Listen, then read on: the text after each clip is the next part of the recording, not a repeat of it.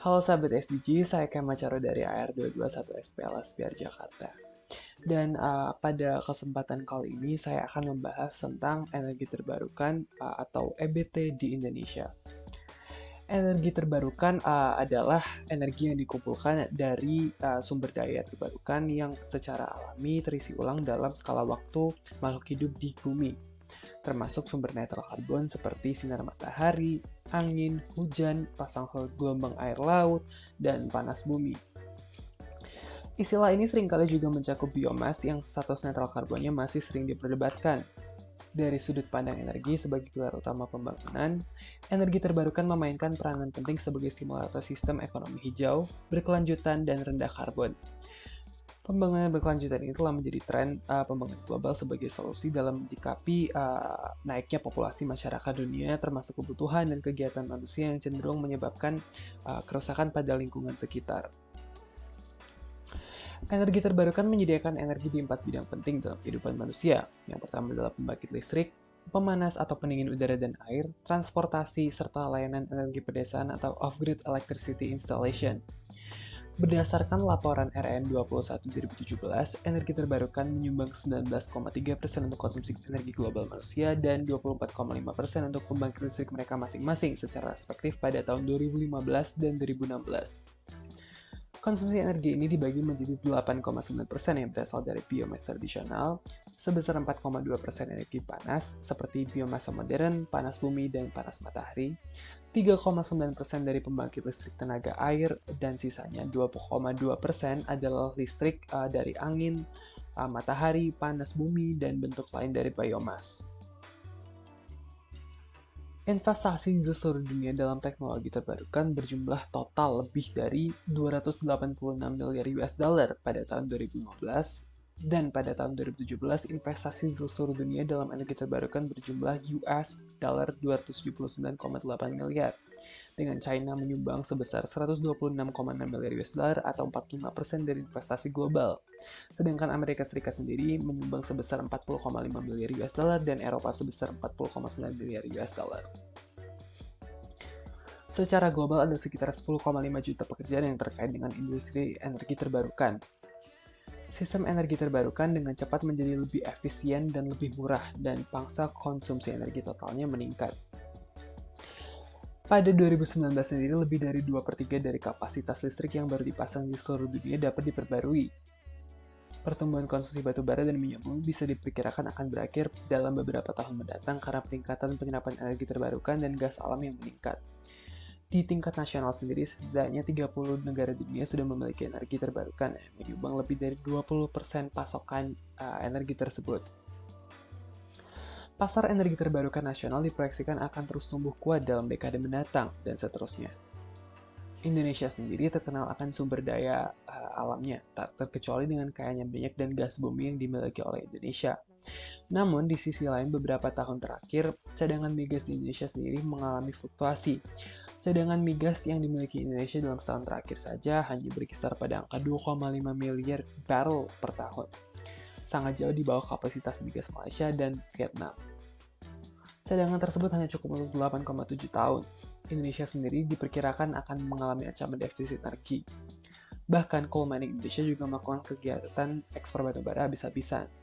Pada tahun 2020, defisit energi diperkirakan akan menimpa Indonesia dengan jumlah defisit sebesar 80 miliar US dollar. Tantangan pasar migas di Indonesia juga berdampak dari maraknya seruan pemanfaatan energi hijau terbarukan yang ramah lingkungan. Indonesia merupakan negara dengan wilayah yang luas dan jumlah penduduk yang besar. Sebagai negara dengan kondisi geografis dan demografis yang beragam dan jumlah penduduk yang terpencar-pencar, Indonesia terus menghadapi tantangan penyediaan energi bagi seluruh warganya.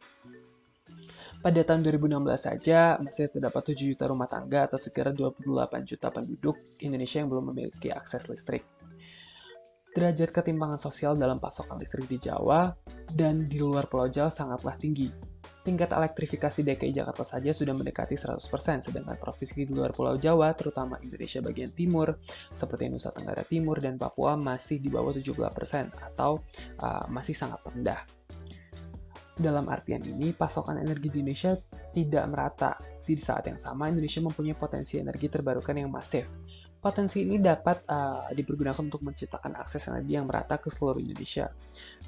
Namun hingga saat ini pemanfaatan EBT Indonesia baru mencapai sekitar 6% dari keseluruhan energi nasional.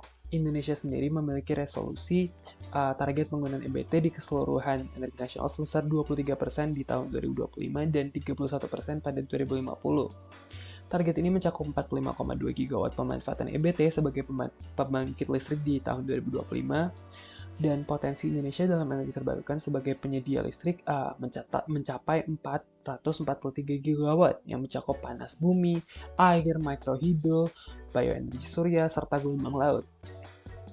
Potensi tenaga surya di Indonesia memiliki porsi terbesar yaitu lebih dari 207 megawatt. Namun, meski memiliki potensi energi terbarukan yang masif dan majemuk, pemberdayaan kelistrikan berbasis EBT di Indonesia masih sangatlah minim.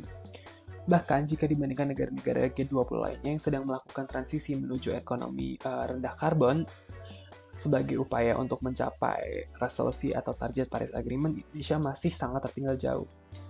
Di sisi lain, pemerintah sedang berusaha keras untuk mencapai target pemanfaatan EBT di Indonesia sebesar 23% di tahun 2025. Pemerintah saat ini sedang gencar membangun pembangkit listrik dengan tenaga energi terbarukan. Beberapa target yang telah dicapai pada tahun 2017 diantaranya adalah elevasi kapasitas pembangkit listrik tenaga panas bumi sebesar lebih dari 200 MW. Pengembangan EBT di Indonesia memang masih terfokus pada panas bumi dan tenaga air. Sedangkan untuk penggunaan EBT atau energi terbarukan Indonesia, pulau-pulau besar di Indonesia sudah menampung sejumlah 10,3 gigawatt kapasitas energi terbarukan dengan pembagian Sumatera sebesar 4.234 MW, Kalimantan sebesar 346 MW, Sulawesi sebesar 1.251 MW, Maluku 53 MW, Jawa, Bali, dan Nusa Tenggara sebesar 4.325 MW. Dari data tersebut bisa dibilang pemanfaatan EBT Indonesia masih terbalik dengan skala pemanfaatan EBT di skala global.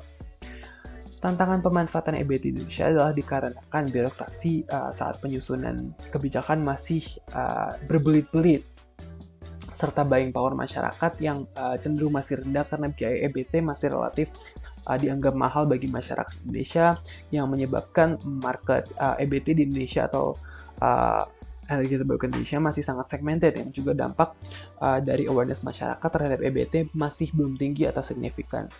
Tantangan lainnya mengenai EBT adalah karakteristik beberapa sumber energi terbarukan yang intermittent atau tidak berkesinambungan dan tidak mudah dalam hal mobilisasi, sehingga harus dibangkitkan di lokasi setempat. Namun, sebenarnya hal tersebut memberi dampak positif untuk menyediakan listrik di rural area seperti pedesaan atau daerah-daerah pelosok lainnya. I think that's it. Thanks for watching. Don't forget to like, comment, and subscribe down below. Thank you.